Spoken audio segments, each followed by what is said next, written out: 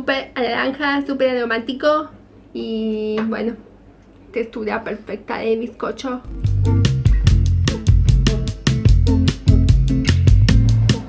Exquisito y con toda la fibra, toda la pulpa de naranja.